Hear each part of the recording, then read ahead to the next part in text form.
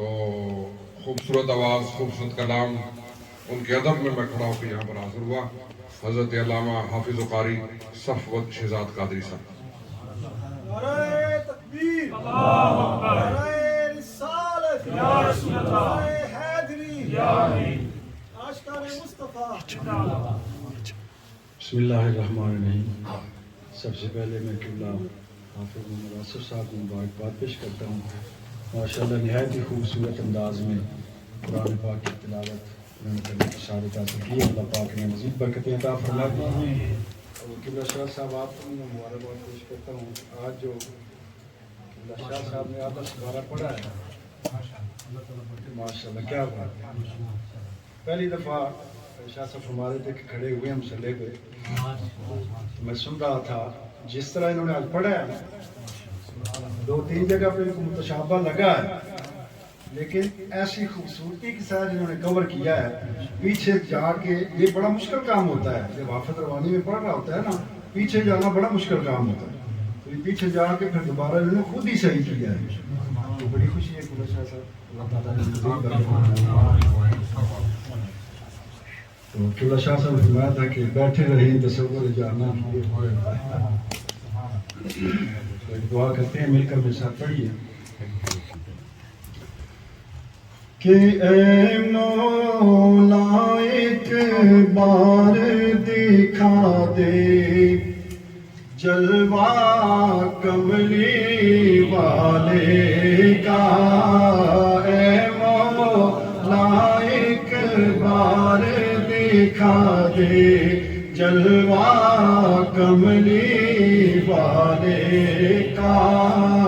ترمن وارا جس نے دیکھا چہرہ کملی والے کا. میں کر بڑھو ترمن وارا جس نے دیکھا جلوہ کملی والے کا. اے مولا ایک بار دکھا دے جلوہ کملی والے کا. ہر نعمت دیتا ہے خدا پر وار کے ان پہ دیتا ہے. کھاتا ہے یہ عالم سارا صدقہ کملی والے کا. کھاتا ہے یہ عالم سارا صدقہ کملی والے کا. اے مولا ایک بار دکھا دے جلوہ کملی والے کا. غوث کتب ابدال کلندر سب ان کے گن گاتے ہیں.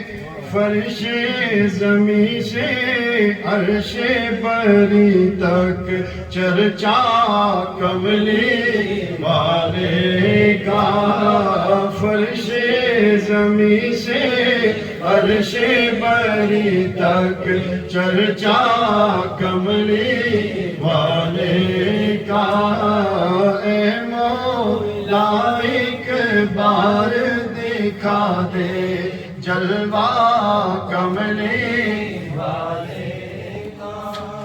آل نبی اولاد علی کی شان بڑھائی اللہ نے. سب سے اعلیٰ سب سے بالا کنبہ کملی والے کا. سب سے اعلیٰ سب سے بالا کنبہ کملی والے کا.